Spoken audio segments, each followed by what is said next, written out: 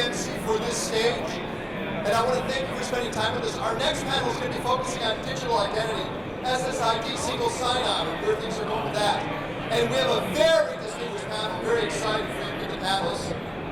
Michelle is joining us from KITCO out of New York. She's been with Bloomberg TV, she understands the space. Come on up here, Michelle. Michelle, you actually have some of my favorite people on your panel. Dr. Marwan, Alex, this is a treat.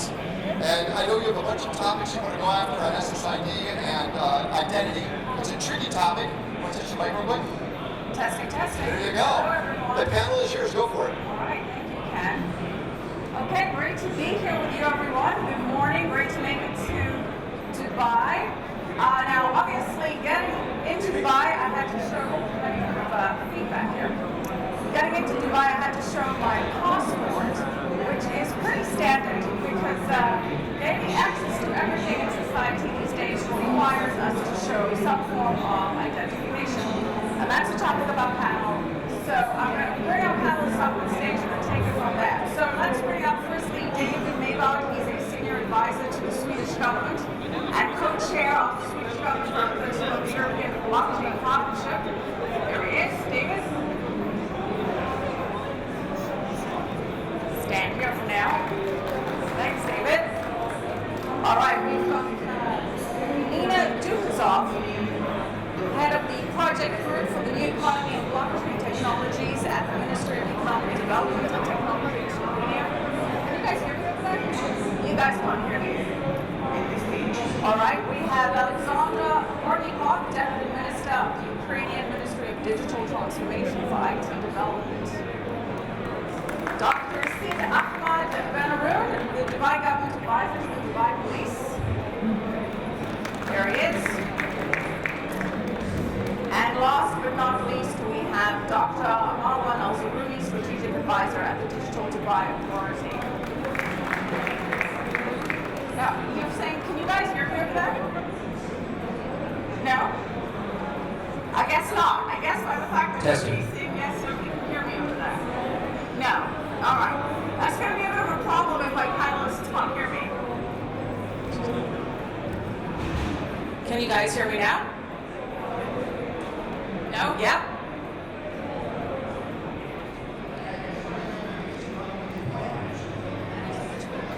Thanks, everyone. As I said, I'm Makori, editor-in-chief and lead anchor at KITCO News, and it's great to be here in Dubai this morning.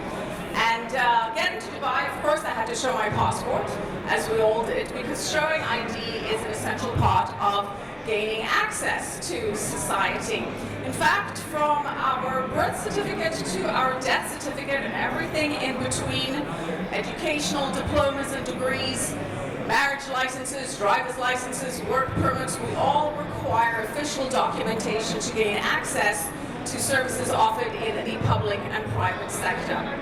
And our blockchain technology is transforming the way that we're able to show our digital ID and gain access to all these public and private service sectors.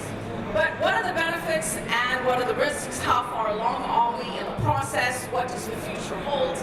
And are the interests of governments and citizens indeed really fully aligned on this process? And as I said, we've got a great panel to discuss this.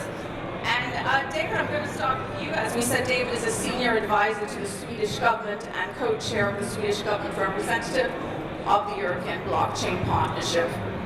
And ladies and gentlemen, what I'd like to do is start off with an overview of some of the self-sovereign identity programs offered in your regions and countries, and then drill down into the bigger issues that pertain to all of them commonly. Okay, thank you.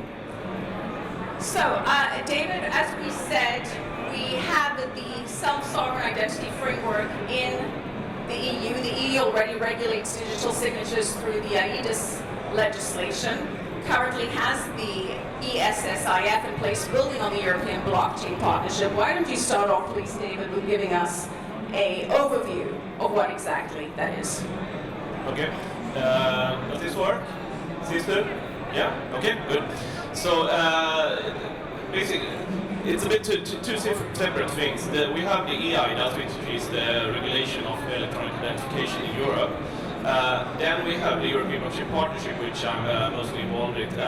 It's more of an innovation project at the moment, but it's starting to go to a production stage. What we do is we have a regulatory framework for it, pretty much. We have a governance structure, we have a technical infrastructure, and now we're adding the identity layer to the infrastructure, and that identity layer is the SF. So it's based on self-sovereign identity principles, meaning that the individual should be in control of their own data and the data, their own identity. Of course, this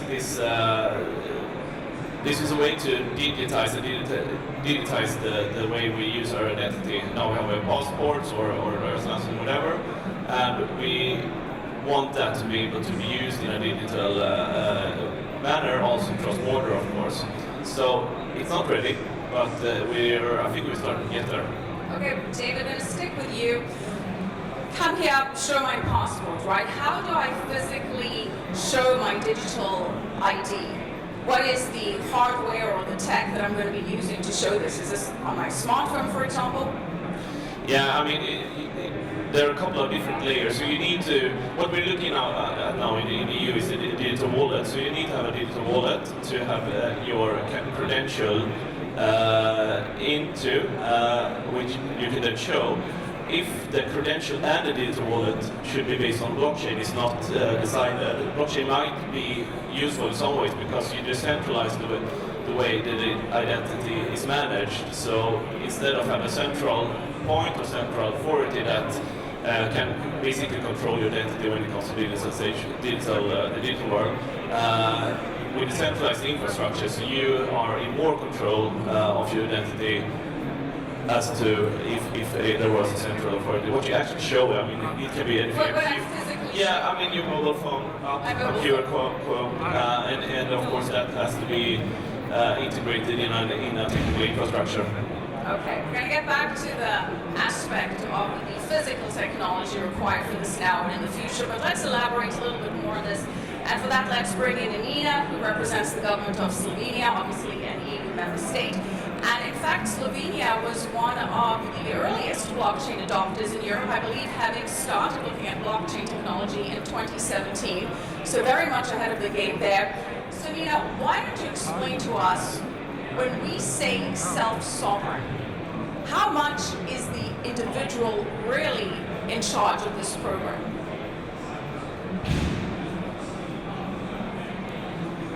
We can't hear you there. Is better now? Yes. Okay. Thank you for the question. First, I would like to say that yes, we really were one of the top countries to 17 and 18, but we managed to keep the most innovative projects going on. Okay, and what we found out that in the moment we developed the technology at the rate that it enables the ownership of the data, the evaluation of the ownership of the data, and the transfer of the data peer-to-peer, not intermediaries, it can bring the value to the data. This is the first thing. At the same time, we started, as David said, at the beginning, we started to develop that self-sovereign identity also on the European level. And what was very important, that process was going on with the technology. As the technology developed, the process of self-sovereign identity developed. We had actually, I need to say that we based on three types of digital identifiers. First, there was that physical identifier. What we have, you asked, what can you show? Okay, we can show on our IDs or passports the main data that is meant like physical identifiers. Then we have biometric identifiers. We also adopted the legislation on biometrics recently.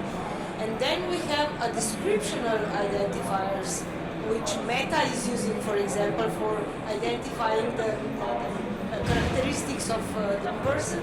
And when we come to this stage, we need to ensure that this data is highly protected and is highly owned by the person that wants to put it on the platform to be visible. Well, to what degrees then are users fully in charge of the data that they put out there? We'll keep that within the European Self-Sovereign Identity Program for now. What is within the user's capability to put on the blockchain, to be in charge of the data, and to be in charge in terms of who can access the data? The user's capability is to define how much data he will put on the blockchain, okay? What amount of data will be visible or accessible to the public, and what amount of the data will be kept in private. We have GDPR. You probably know that this is general protection regulation, okay? And we are quite strict in putting the data on the blockchain. And of course, privacy and access is a big issue which pertains to all digital data on the blockchain at large. We're going to get full panel's opinion on this, but let's continue to break down the various programs. And Alex, the Ukraine already has a digital ID called DIA. The goal of making 100% of public services available online by 2024, that's incredibly impressive, especially considering the fact that Ukraine is currently struggling with a war at the same time, but is certainly being victorious in its digital blockchain transformation process. And Ukraine has actually also passed a law to make refusal to accept digital documents and digital ID illegal. So very ahead of the game there. Why don't you give us a brief overview, please, Alex, of the DIA app? Sure. Well, I think that's the real example of digital ID that a majority of the Ukrainian population uses. To speak numbers, from 40 million population of Ukrainians, DIA app, which contains your digital passport, digital driving license, car insurance, car title, your tax ID number, identification, a birth certificate for your children. You can store them and actually travel with them, so you don't need a paper copy. And also you can pay taxes from this app. You can also see if government has something on you, like if there's a court case or something, you can see in the app that you are summoned or something like that. So, and the next step that we were doing, actually, they may just being ahead of me, but we also wanted to implement a section where you, as a customer or citizen, you can see who's from government authority accessing your information and why. So like if your information is registered and some government authority decided to check up on you, so you see this is being done, so they're requesting this. And this was a huge success actually, because so far only 20 million people downloaded this app. And when the war started, people were fleeing from homes, and sometimes they were not able to get their passports or their papers.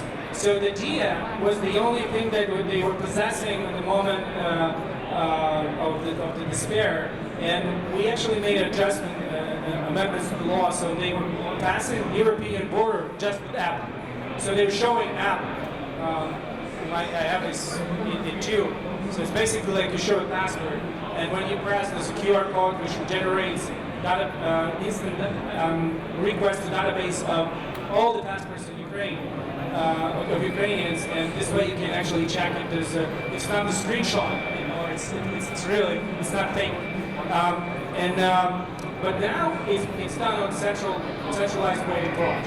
So we're now preparing an amendments to the law, because according to Ukrainian law, all the registers must be centralized. It's like old stuff, and it's about security. It has security background, but we want to do this. We want to amend this law and allow Ukrainian government to use distributed ledger technologies. So this is going to be next step. So we're going to bring this technology on blockchain. So now, given that this that's the brief. That's the brief. Very quickly, given that this is an app on one's phone, there's a lot of data that comes with this app, including tracking data. Can the user opt in and opt out of what kind of tracking data is accessed?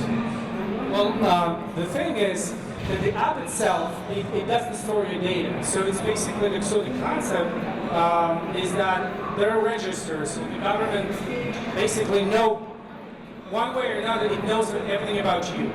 And you can't actually opt out, because once you gave them this data, it's like forever there. But there's a huge debate in our team in order to give people ability to opt out and delete it. And the answer is that for part of information you can do that, but for part you cannot opt out. It's like, for example, he was born, and then there's a register that somewhere it's written that you was born and your parents are following people. You can't delete this information. Like, maybe you want this, but no. I'm sorry, but no. Well, personally, I don't want to delete that kind of background information about myself. I hear your point, logical point there. All right, let's bring in Dr. Marwan Zarouni. Of course, Dubai has been a digital leader. Dubai is the world's first development to go completely paperless. So that in itself is a huge accomplishment. And the UAE, in fact, has been ahead of the game with the UAE Pass. So why don't you give us a quick overview of the UAE Pass, the national digital identity and digital signature solution offered by the UAE? First of all, thank you for having me. I don't know if everybody can hear me clearly. Louder? Okay. So UAE Pass has been there since 2016. We actually started with identity. We moved very quickly to root certificate authority for digital signatures as well. So it's not only your digital identity which is signed by a root certificate authority, but it's also a digital signature platform. It is also a single sign-on solution, all in one app. It's a super app to help you in every government service that is in the Dubai level as well as on most of the federal level in the UAE, including other states level. So the UAE is 7 emirates, and you can use UAE Pass in all of the seven emirates on the local services as well as on the federal services. Also for paying for things like bills, utilities, and that kind of stuff. We have an app called Dubai Now, and it's basically a universal wallet. You only have to connect it to your bank or credit card, and then you can pay for all services seamlessly without any friction, with the integration of UAE Pass as a local connection. In addition to that, we have what we call a vault, where all your documents, like Ukraine is doing, all are in a central database, and you seamlessly can pull them or send documents to appropriate parties. For example, you can retrieve your passport copy and send it to somebody, or you can only show them the QR code, which is valid for 5 minutes, so they cannot make a copy of it. That 5 minutes enables them to verify that it is who you claim you are. And of course, in the future, there's going to be much more features coming up, including all the stuff around Web3 and beyond, and self-sovereign identities, zero knowledge proof, all these kind of nice features that are value adds for digital identities. What are you seeing, Dr. Marwan, in terms of adoption rates? At the moment, this is not a mandatory program, is that correct? So how are citizens accepting this? Are we seeing high adoption rates so far? So we just launched actually before JITIS, what is called digital onboarding for visitors. So you don't even have to have a UAE identity to actually be able to get UAE Pass and do all the government services that you actually that kind of visitor kind of persona enables you to do. And it's onboarding, fully digital. You just do it, do your biometrics through your own phone, and that's it. You are from the day one. As soon as you enter the UAE, you are eligible to get UAE Pass. Right. Well, I'm sure that it's very useful, especially in scenarios where one loses one's passport, for example. And Dr. Sid, you've been advising the police, the Dubai police, and one of, to me, sounded like a fantastic initiative is the blockchain program to get you a digital passport within 24 hours. I've certainly been in a situation where that kind of solution would have been very much appreciated. Why don't you start off by giving us an overview of the Lost Passport program that the Dubai police has now implemented. Yes, happy to do that. Thank you for the invitation and thank you for all the clarification about these programs. Like many other government agencies, we launched about 2 years ago the Lost Passport initiative. And prior to this initiative, if you happen to have lost your passport, you would have probably to go to 3 or 4 agencies to make the same request or to make the same complaint.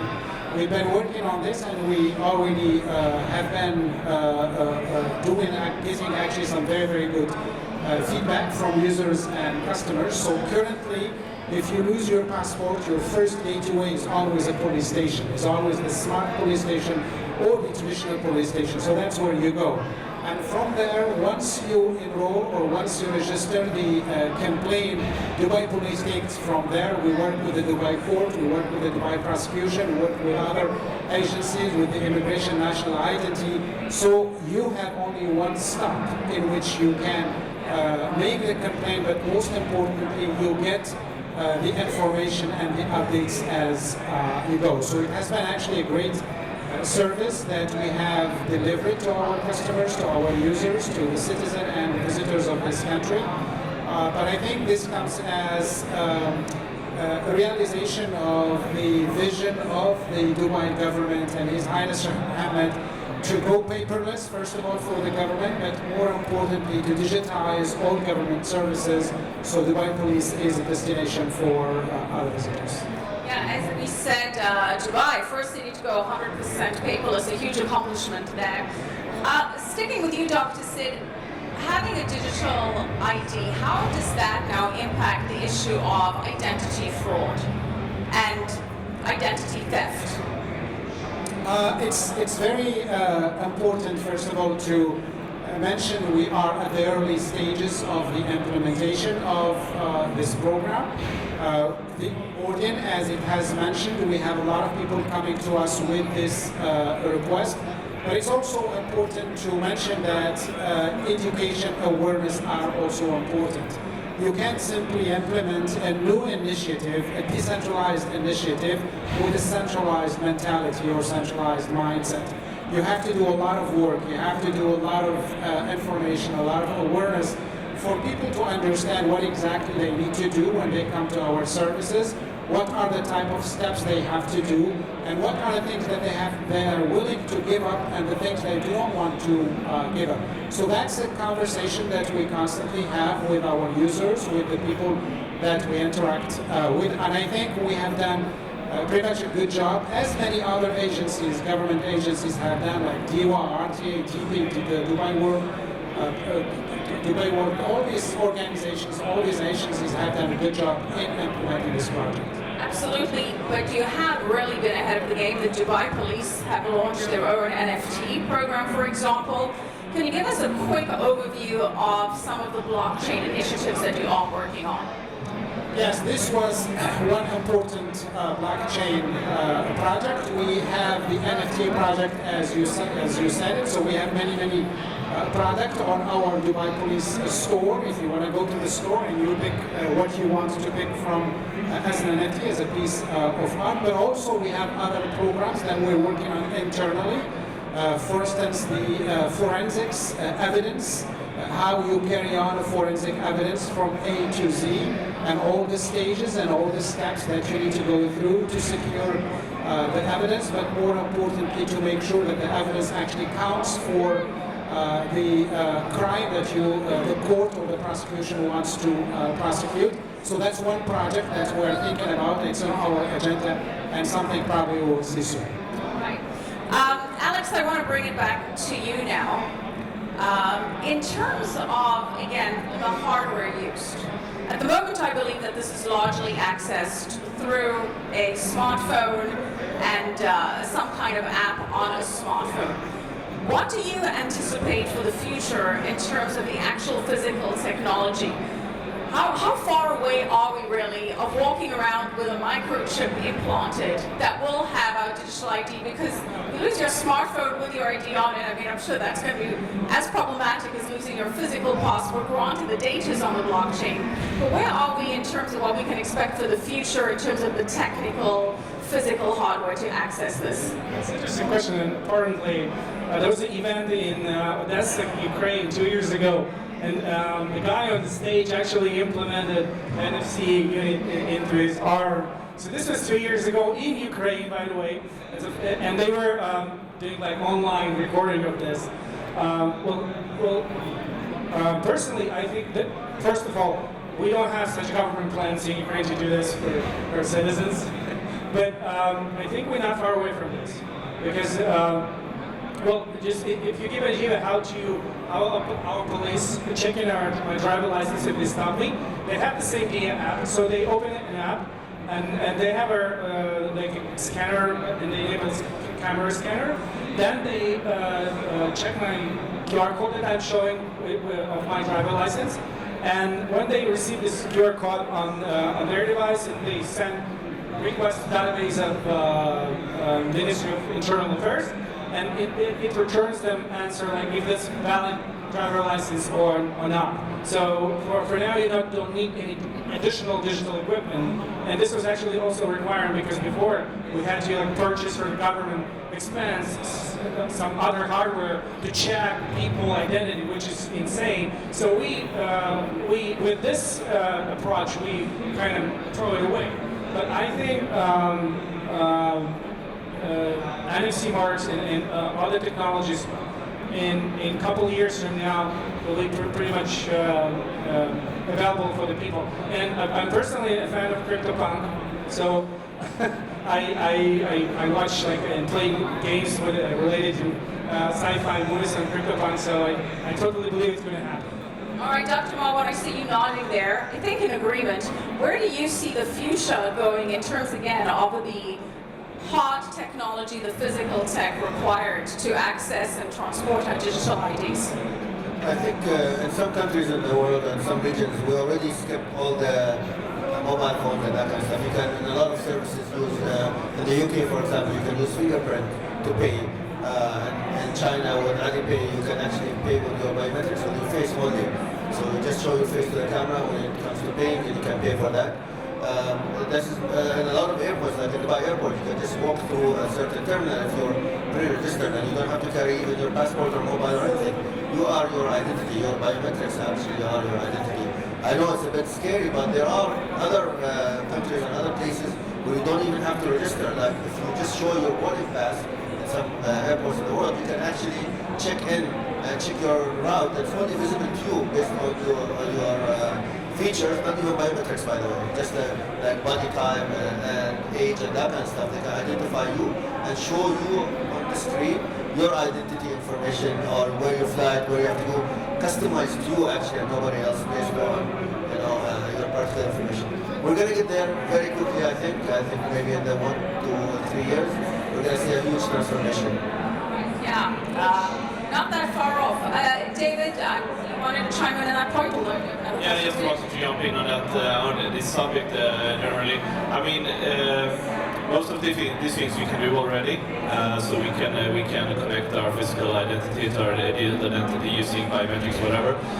The question that I think is more important is where is that data stored and who controls it, and that is why we were looking at the DLT, Decentralized Technology Blockchain. I don't care so much about the technology, it's what it can create or not create.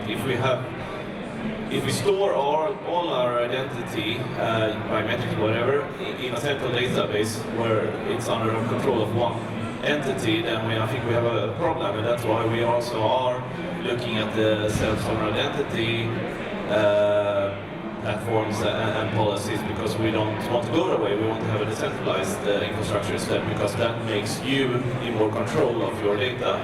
Again.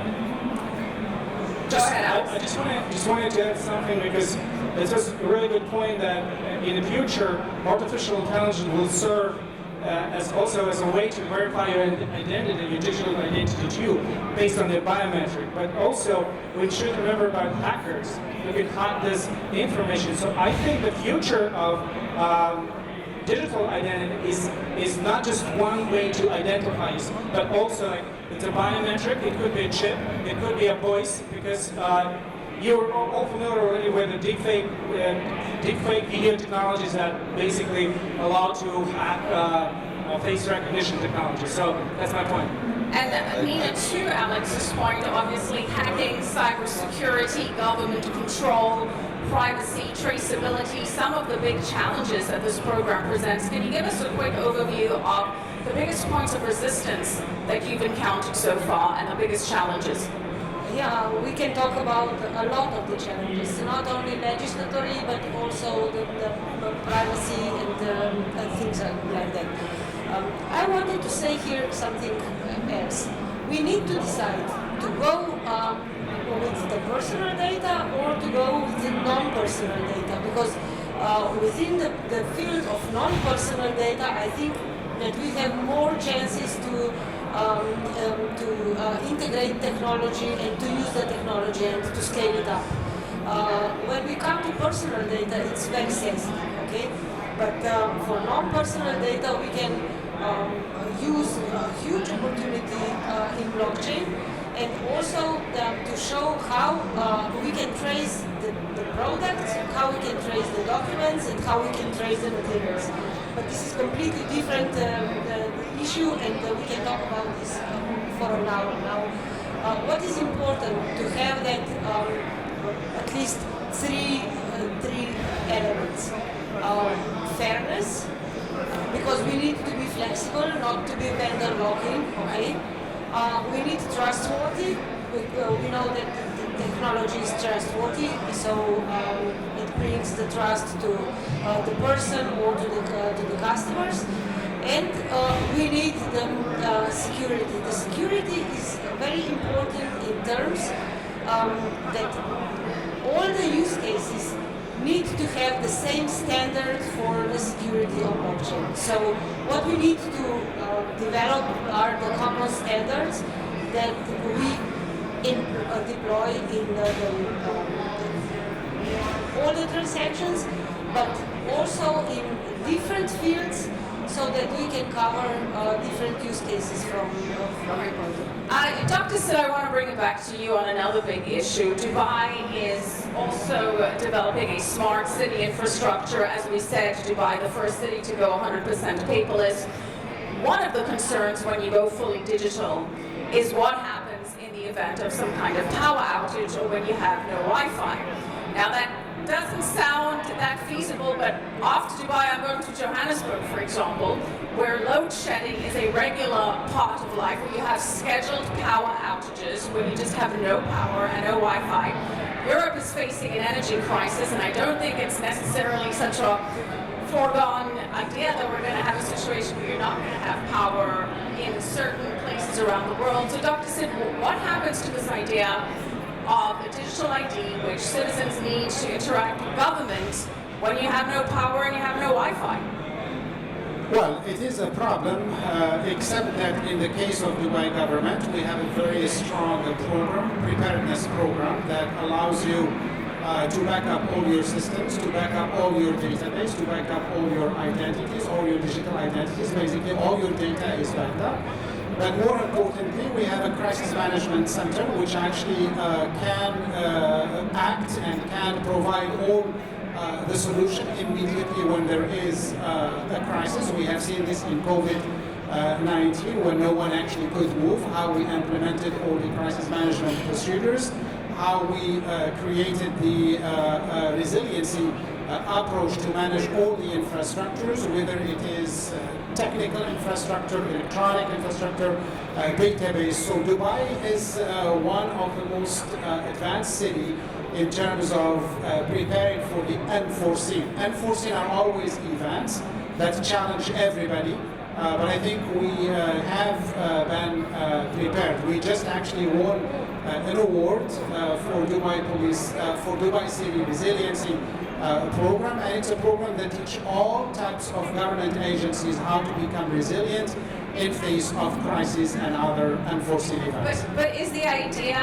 Dr. Marwan, to still have a physical paper alternative, or is it to go fully digital and make that obsolete? Are you still going to have a backup and be able to go to the traditional paper system if need be? It's all about friction. Like probably compare that to carrying your wallet and having a physical card versus the card in your mobile. In your daily life, you're probably more likely to use your digital identity.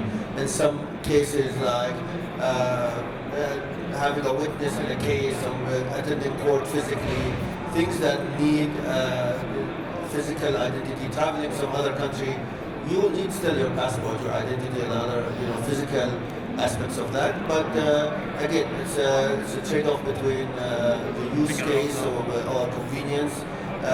My wallet has been shrinking over time because everything is moving to the mobile wallet.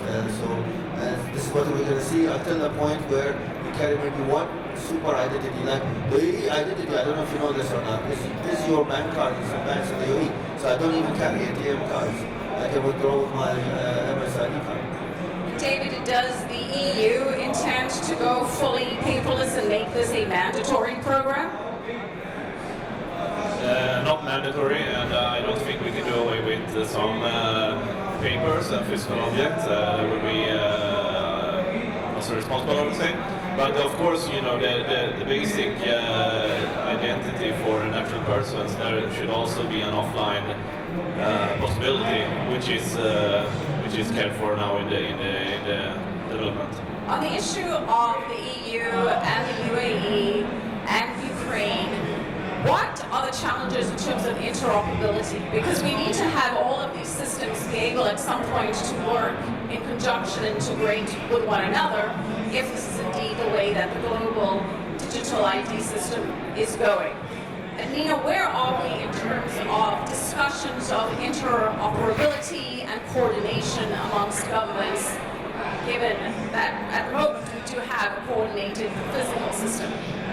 Yeah, actually, last week we had a discussion with OECD, for example, and the main question now is the interoperability issue. So if we go into technical interoperability, we know that we need standards to define common standards for technical interoperability, and maybe it will be reachable in a very short time, okay? Then we have governance interoperability. Here we have challenges because the different legislations require different behavior and different rules.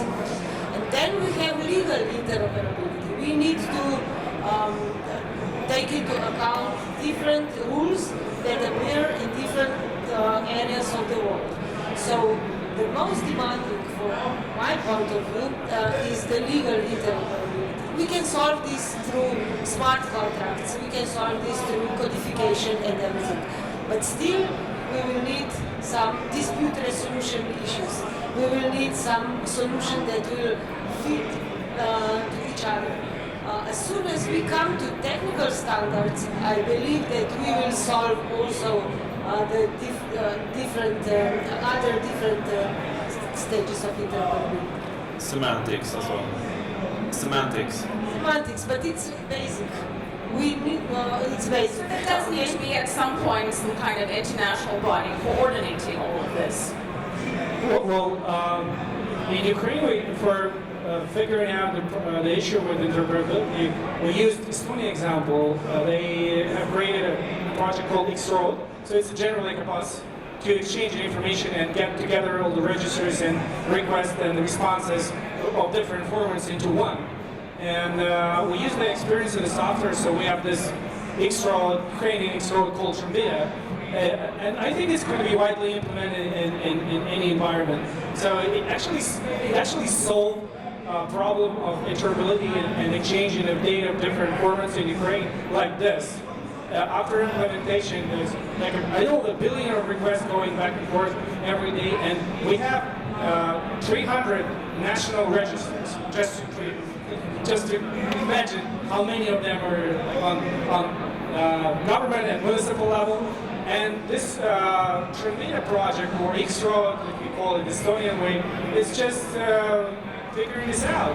And they're able to exchange this data. So I think that's approach could be used for many others. So the question is, do we believe in APIs? I certainly believe. Yeah. Dr. Sid, I know that a point of concern for many people, of course, is government overreach. I understand that this is decentralized, but we still have the idea of a digital identity, that the government will have access to the data to some degree or another.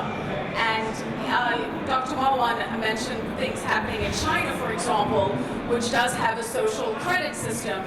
There are concerns that a social credit system will be linked to a digital ID, which then will be linked to some kind of taxes, personal consequences, being cancelled, if you will, a more dystopian version of how this can go. How are you addressing that challenge?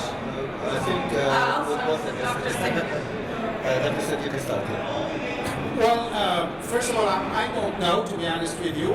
It is a challenge for most of users. It is something that government agencies take seriously, that there is always a balance between the privacy and between the access to data. But it is a challenge that all the digital transformation itself is actually posed for all government and all countries. This is not something that you can avoid. It's something that it's part of the digital transformation itself. So it behoves to the society, to the community, to the different players to come together and to address those type of issues. Technically speaking, the UAE Pass is built on PKI, public key infrastructure. So the user is in control always of his identity. So the government does not have that much information.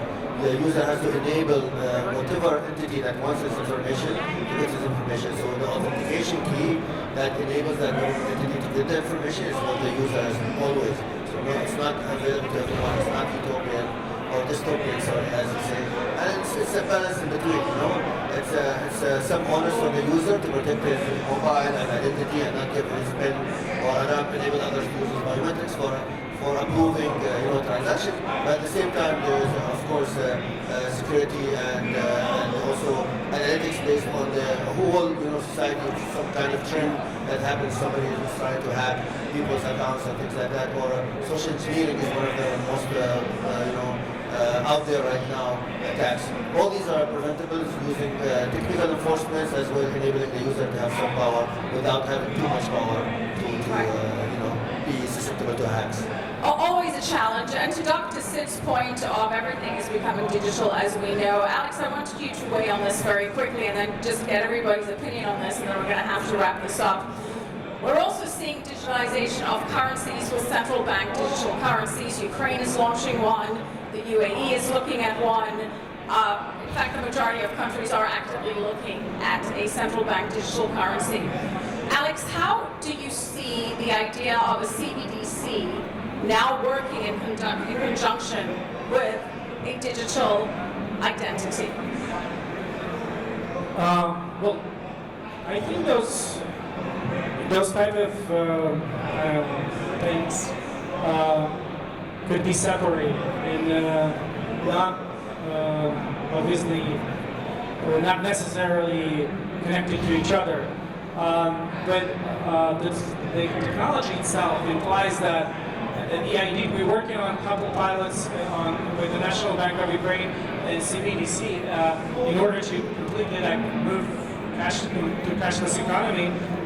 And what we see is one of the features of Center about digital currencies is complete transparency. You can actually see where this every cent, where it goes from from issuing to government contracts, if the government when it goes next.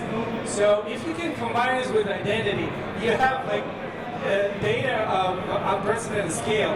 It's like, who exactly spend money on when, where, and how they pass it? Right, and that's quite terrifying to many people. And that is quite terrifying to many people, which is why there is a lot of concern that when you combine a digital identity that is somehow overseen by the government, granted it's decentralized, with a central bank digital currency, that in itself can lead to excessive potential government overreach and control. Dr. Marwan, I see you're nodding. If you could just weigh in on that very quickly.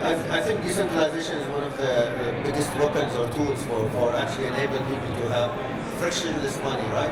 End of the day, you have to look at convenience and frictionless versus, the way we look at everything is actually, especially in digital Dubai, is user journeys. You have to pay for something. Do you really need digital currency, or you can pay with your mobile, with your credit card? What's easier? If you take it one step less, it's better. Make no mistake about it, everybody sitting here is a pioneer actually. We are doing things that other countries and regions are not even daring to do for a lot of other concerns. You have to put yourself out there, take that leap of faith, and make sure that you are actually at the forefront of this technology. Understand the risks and do the right thing through trial and error. You're not going to get it right every time, but you owe it yourself to try. Pros and cons of innovation. I think we need to wrap it up, but I do want to open the session to some audience questions, and I see a gentleman in the back there.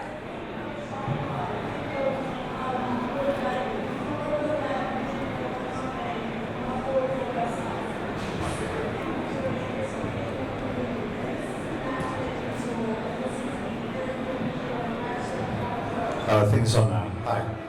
My name is Bradley Khan. I'm here as a speaker. I'm representing a project that directly solves the problem that you guys are talking about. I wanted to just take a moment of your time, if you could, to just tell you a little bit about it. So it's a project called Verus. It was developed by the ex-CTO of Microsoft who wrote the kernel for Windows 95. He's the lead architect of .NET and the founder of .NET. He's also, which is the largest virtual machine in the world, which he says is the wrong design for blockchains. It's a truly decentralized project, so like Bitcoin, there's no ICO, no founders fund, no VC money, no dev rewards. It's a no-code, interoperable solution that, to deal with the lady's concern about legislation under American law, comes under the regulation of points, coupons, and air miles, etc., because there was no funding event. We won the 2022 Innovation Award from Fidelity. It's all around IDs which are issuable, revocable, and recoverable through software. So it deals with the loss of private keys. It has zero-knowledge proof at the protocol layer. Do we have a question there, sir? Well, it's addressing a lot of the concerns that the people have, and it's a viable public utility infrastructure that anyone can API into it. So I'd like to present it to the panel, and they can actually consider it for their various use cases. It actually solves the problems that they were discussing, including what you just mentioned about the CVDs. Is there anyone in particular who you'd like to have a fielded by? Particularly the European Minister on the end, and the Ukrainian gentleman in the middle, and the two. Unfortunately, I don't think our European contingency, at least Nena, could hear you clearly enough to address that. No. Unfortunately, we are having some audio issues, so it doesn't seem as though anybody on the stage is actually able to make it out, but I'm sure they'll be happy to chat with you after the panel and have a quick conversation. Very quickly, the lady in the orange cap, go ahead. But what was the question, actually? I'm not entirely sure where the gentleman was going with the final question, but I do believe he has a technology and a solution to some of the issues that we've proposed, so I'm sure you can circle back with him after the panel, and perhaps that will be beneficial to everyone. Go ahead, ma'am. Hi, so my question is more about your optimism when it comes to the young people addressing these specific issues, because few points were raised in the panel. We believe in APIs, we believe in this, we believe in that, but at the end of the day, what is your presumption when it comes to the next generation of talent? So you have 14-year-olds who can now code, you have 16-year-olds, you have 8-year-olds. Do you feel that they're a better generation of devs than the ones that came before us? Thank you. I could barely hear that. I don't know, were you able to hear that, Nena? Go ahead. I couldn't hear the question. I apologize. The audio is So she was challenging. asking, where do you see development coming from? Do you trust the younger generation? Thank you, Dr. Marwan. Versus The translator as well. The example here looks a bit older. Sorry, I'm included. But yes, of course, especially with new technologies like Web3 and blockchain, of course, the younger generation, they're digital natives, so of course they're going to be doing better. We talk about different languages actually now. We're talking about APIs. They're talking about layer 2 solutions.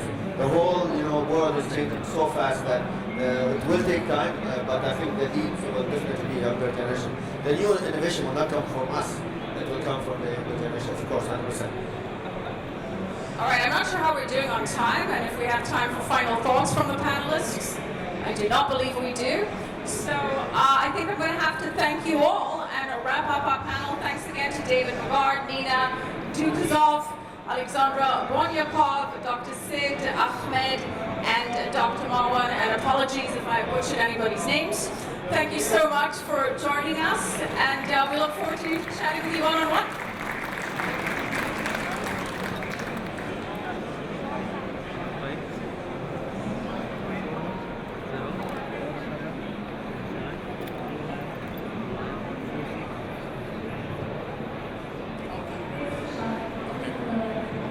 എവിടെ കിട്ടുന്നു